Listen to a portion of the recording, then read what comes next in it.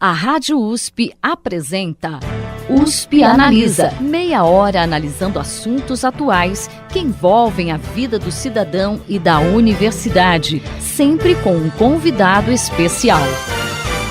USP Analisa.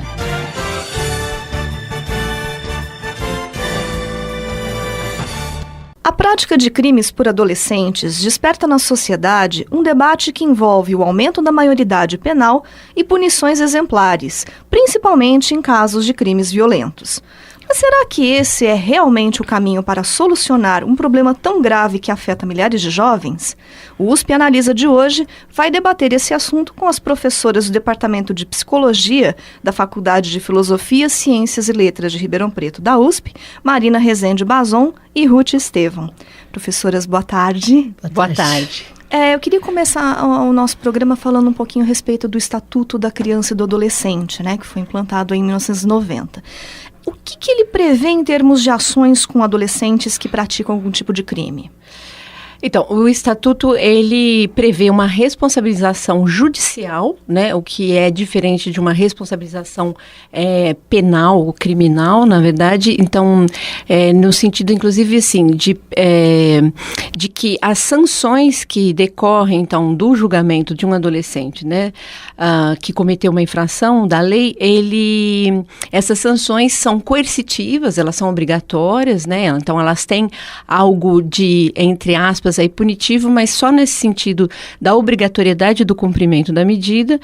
Porém, o conteúdo, ele deve, dessas medidas, do acompanhamento dispensado no interior dessas medidas, ele é totalmente voltado à promoção do desenvolvimento psicossocial desses adolescentes, ou ele é de uma natureza educativa, E nesse sentido, realmente não tem, ou deveria não ter, em hipótese alguma, qualquer relação com pena, com punição, na verdade, como se passaria aí no âmbito da justiça criminal. Eu me lembro, quando eu tive contato com o Estatuto, que eram, acho que, 6 tipos de medidas. Quais eram? Então, as medidas, inclusive, elas são, assim, pensadas como um formato de cascata, até no sentido inverso daquilo que é pensado para o criminal adulto, O adulto, geralmente, ele entra, para a pena mais severa, que é a privação de liberdade, e ele conquista benefícios no sentido de progredindo, para a liberdade. Para o jovem, se pensou que, idealmente, sempre houvesse medidas sempre mais leves que eventualmente aumentariam em nível de restrição de liberdade, mas como sempre um passo posterior, E essas medidas, então, elas são pensadas como a gente costuma falar em cascata, E a primeira é a reparação do dano, a prestação de serviços à comunidade, a liberdade assistida, a semiliberdade e a internação, ou é a medida socioeducativa em regime de internação, na verdade. Bom, o ECA ele foi instaurado aí em 1990, antes a gente tinha o antigo Código de Menores, Considerando o cenário que a gente tinha antes do Estatuto, a gente pode dizer que houve um progresso em termos da forma como a questão do adolescente infrator é tratada? Não, houve, e assim, um progresso o Estatuto talvez tenha algumas contradições no que diz respeito especificamente à concepção das razões pelas quais o menino infraciona, enfim, e também ao próprio tratamento, mas o avanço real, concreto, e que apesar dos problemas práticos ainda, isso se materializou na maior parte do país, eu imagino, gostaria pelo menos, de que o ECA conseguiu garantir, ele conseguiu implementar garantias processuais, para o adolescente que envolvido de fato com a prática de atos infracionais, o que não existia no Código de Menores, O Código de Menores, ele era uma proteção imposta no sentido de que nós vamos, na verdade, tutelá-lo por tempo indeterminado, inclusive, não havia nenhum tipo de reflexão possível, e sem qualquer, e muito assim baseado também na discricionariedade do juiz, que então atuava de forma bastante, né, ilimitada, assim, nessa área. E, então, os adolescentes, na verdade, não tinham garantias legais de quando, né, sairiam do próprio sistema de justiça, que era um sistema de justiça e juvenil, no caso, né? Então, o ECA, ele traz e ele conseguiu implantar garantias de direitos aí, né? Então, o adolescente infrator, de fato, ele tem que ter se envolvido em uma infração, né? Há que se demonstrar que ele, de fato, participou de uma prática infracional. Ele tem direito a uma defesa ali, né? Então, da parte de um advogado, da Defensoria Pública, e também há preconizado pela própria lei algumas questões de tempo, né? Então, os mínimos e os máximos, não como uma pena, mas em termos, assim, da avaliação que ele tem que ser reavaliado, a internação não pode ser aplicada à revelia, ela também não pode durar mais que 3 anos. Então, há uma série de garantias importantes que o ECA trouxe, principalmente para a área do infrator. E para a área das crianças e adolescentes que têm problemas de violação de direito, que são os vitimizados, né? O ECA também trouxe bastante vantagens, né? Assim, aportou bastante garantias que no Código de Menores era impensável, na verdade. Quais são essas garantias que ele trouxe? Na área da proteção, na verdade, por exemplo, a questão de que vamos pensar a situação talvez mais radical. Quando uma criança tem seus direitos violados no âmbito da própria família e se avalia, se julga que ela corre um risco, que a sua própria integridade física e psicológica se encontram efetivamente ameaçadas dentro da família. O ECA, ele propõe que, na verdade, haja uma busca na família extensa para que essa criança possa permanecer no seu contexto comunitário, minimamente. Quando isso não é possível, então, que haja, na verdade, a colocação em instituições de acolhimento. E o ECA preconizou que as instituições de acolhimento, então, para a área da proteção, tem que respeitar absolutamente alguns critérios que, então, aí é que tem uma diferença bastante importante em relação ao Código de Menores. Então, são sempre instituições abertas, absolutamente que seguem o princípio do que a gente chama de incompletude institucional, ou seja, jamais uma criança em situação de proteção vai estudar no interior da própria instituição. Ela, por exemplo, ela tem que frequentar a escola do bairro, o posto de saúde do bairro, ela tem que continuar com a sua vida comunitária o mais normalizada possível. E isso tudo, na verdade, respeita princípios e diretrizes internacionais aí relativos ao direito da criança e do adolescente, na verdade. Tá certo. Bom, então, apesar de todos esses benefícios que o Estatuto trouxe, vocês consideram que é necessário fazer algum tipo de mudança nessa legislação? O que falta no Estatuto? Eu acho assim, pegando então o tema do infrator especificamente, né? Acho que uma questão que podia talvez ficar um pouco mais clara do ponto de vista da legislação é a indicação, isso está claro, então, um adolescente quando na verdade, né, quando infraciona e ele é detido, enfim, então, na aplicação da medida, a lei coloca algo mais ou menos nesse sentido, que será levado em conta o ato que ele praticou, as circunstâncias desse ato e as circunstâncias do próprio adolescente. Quando ele coloca o ato que ele praticou, de alguma forma ele cria um ruído no interior da própria legislação e considerando a mentalidade hegemônica do sistema do judiciário e mesmo dos juízes que atuam nessa área, que não são necessariamente todos especializados. É um ou outro aí que nós temos, né, várias especializadas, com juízes especializados na infância e juventude. Então, essa palavrinha que ficou acaba fazendo com que muitas vezes se reproduza por ocasião da aplicação da medida judicial, né, para esse menino, uma medida que corresponda, num raciocínio que é meio equivocado, então, a severidade da medida, que nem se colocaria desse jeito propriamente, mas na correspondência do ato praticado. E essa é a lógica do criminal adulto. Isso não deveria preponderar. Então, se eu pudesse, eu tirava essa palavrinha do meio do caminho lá, que está num artigo específico da aplicação das medidas aos adolescentes. Tá certo, professora. Nós vamos fazer um breve intervalo e voltamos daqui a pouco com o segundo bloco do USP Analisa.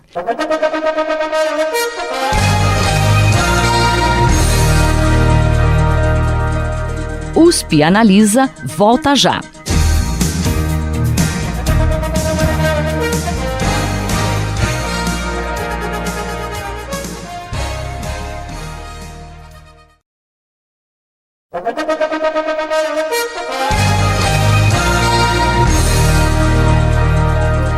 USP Analisa está de volta.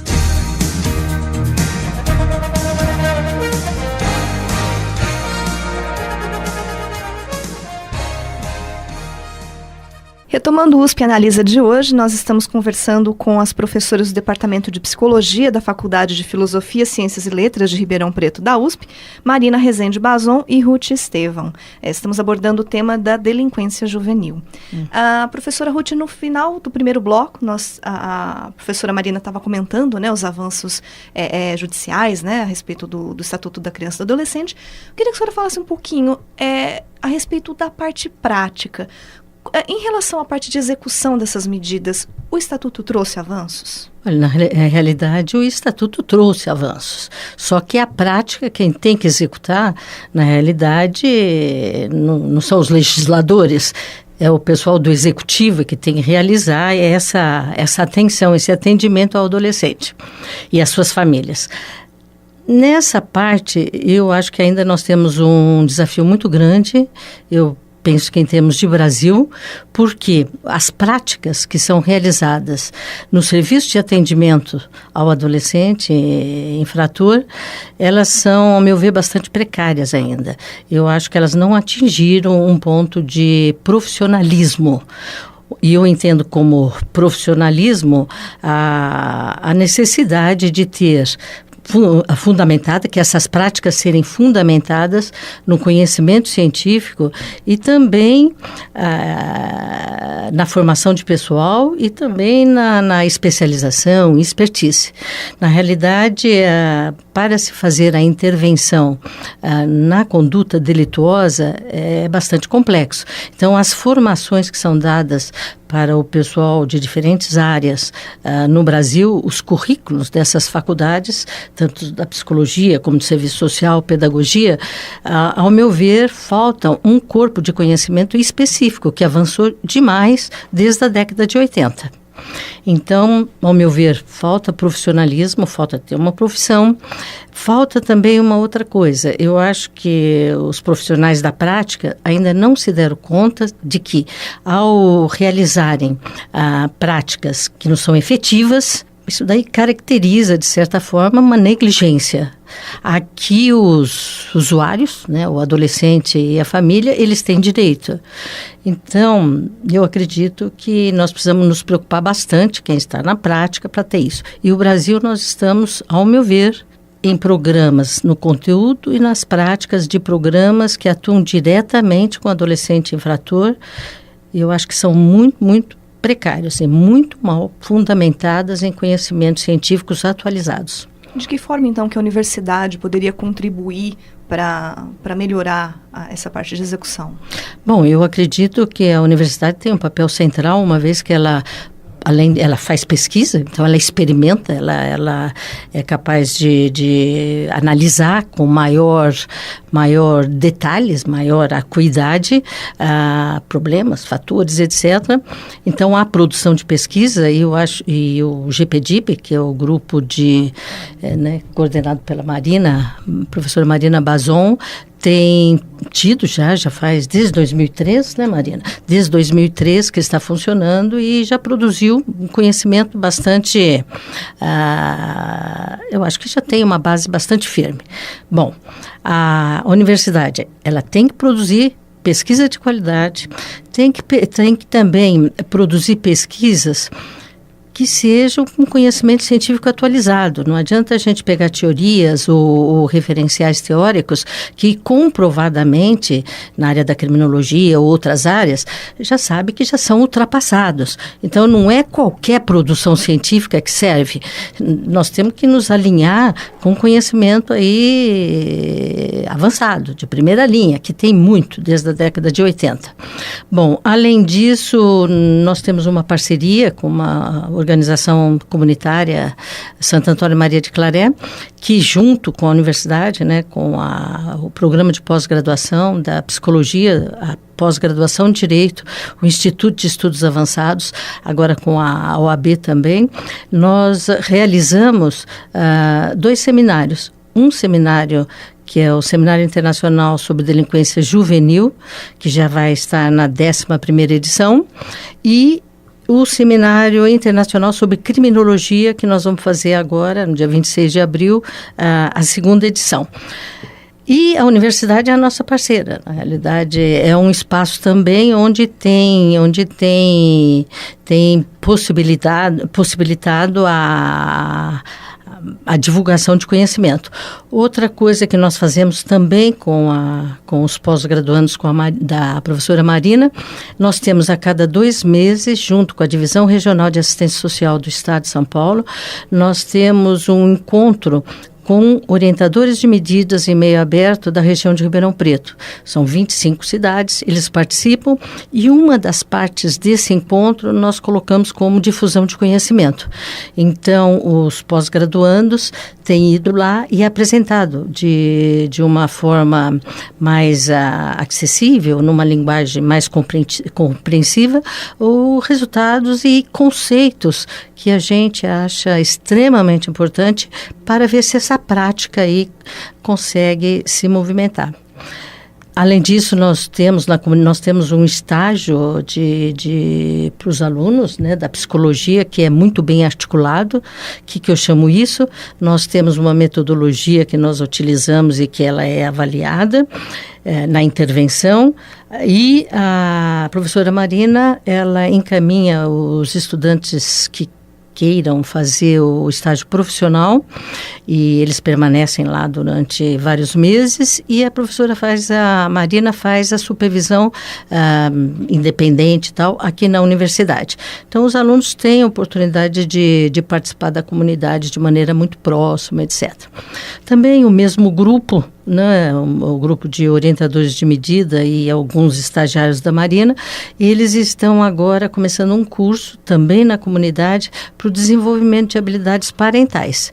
Isso também com a supervisão da professora Marina, da Andréia. Professora Andréia Schmidt. Então, é esse esforço para a gente chegar e falar, né, na comunidade que o conhecimento precisa ser acessado. Queria puxar um gancho agora, como a senhora falou um pouquinho a respeito das iniciativas da universidade.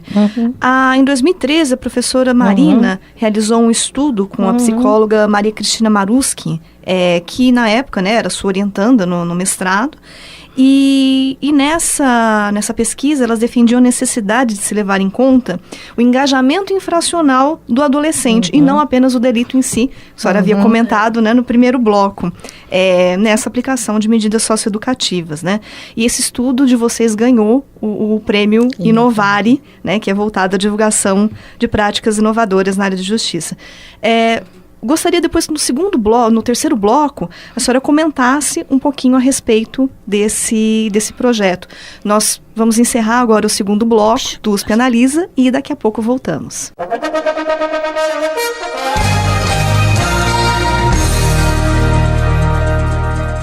USP Analisa volta já.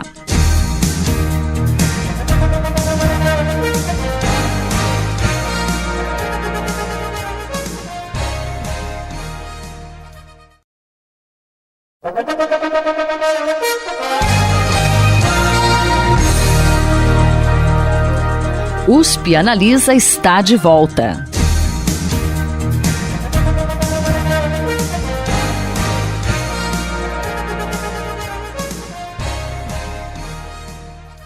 Estamos de volta com o USP Analisa dessa semana, que está abordando o tema de delinquência juvenil. Estão aqui conosco as professoras do Departamento de Psicologia da Faculdade de Filosofia, Ciências e Letras de Ribeirão Preto da USP, Marina Rezende Bazon e Ruth Estevão.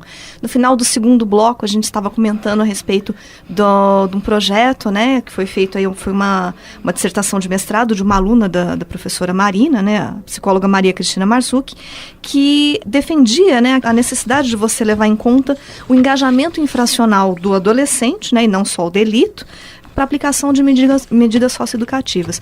Professora Marina, eu queria que a senhora explicasse para a gente o que é o engajamento infracional. Na linha daquilo, até da crítica que eu fiz ali ao ECA, né, então que de alguma forma acaba acentuando uma mentalidade que já existe, que é essa de meio considerar a gravidade do delito, do ponto de vista inclusive jurídico, para aplicar uma medida que corresponda em termos de proporcionalidade, que é muito pensamento do sistema criminal adulto. Para a justiça juvenil, isso aí não deveria, de fato, preponderar, e o que deveria preponderar, então, é a avaliação do adolescente, das suas, o que o ECA chama de as suas circunstâncias, né?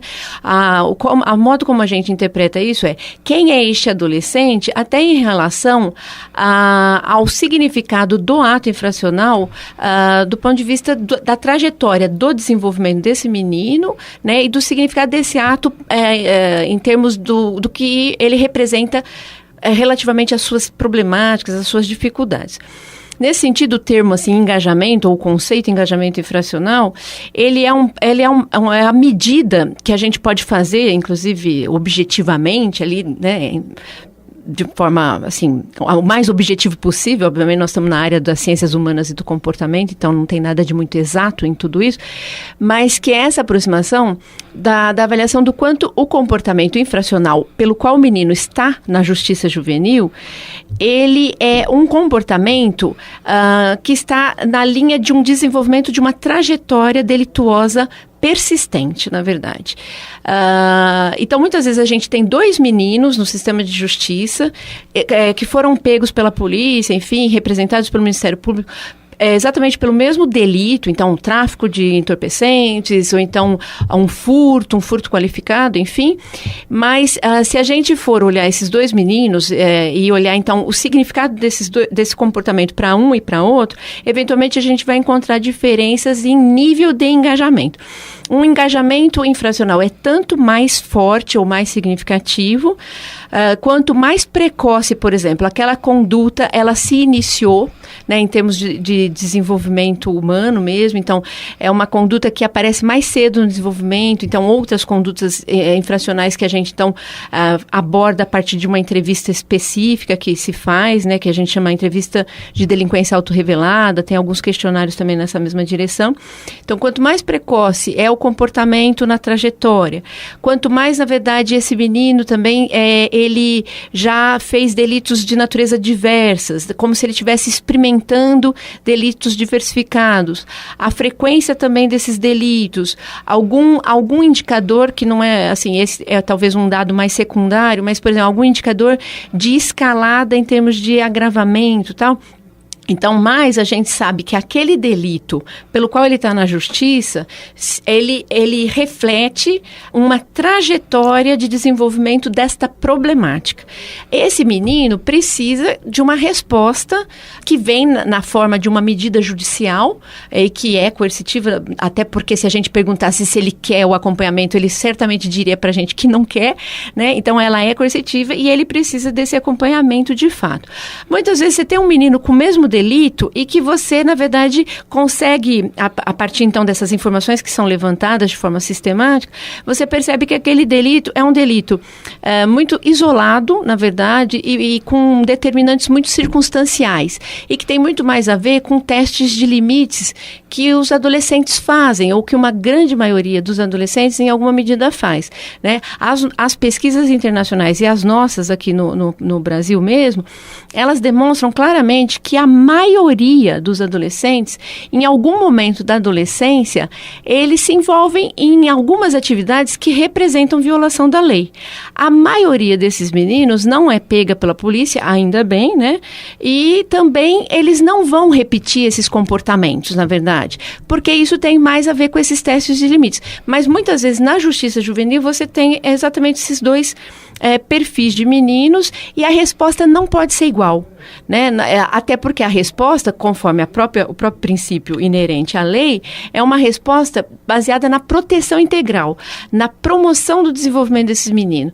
Então, se um menino tem mais problemas, a resposta precisa ser mais especializada, mais...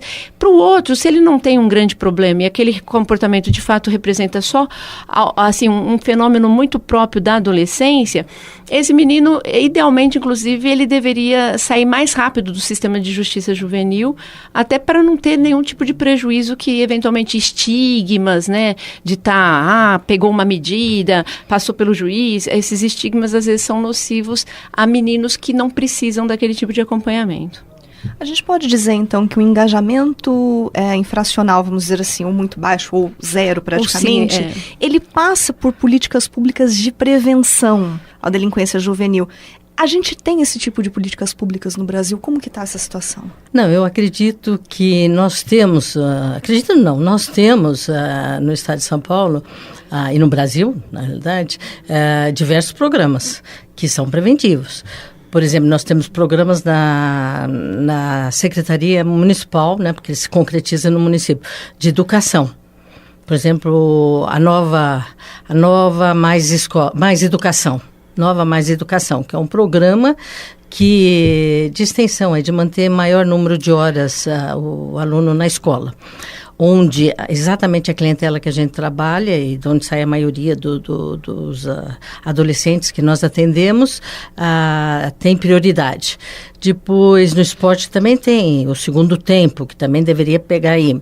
Bom, na assistência social, nós temos 2 programas que são específicos. Um é o PET, que é o Programa de Erradicação de Trabalho Infantil.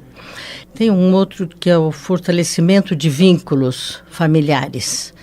Serviço de Fortalecimento de Vínculos Familiares.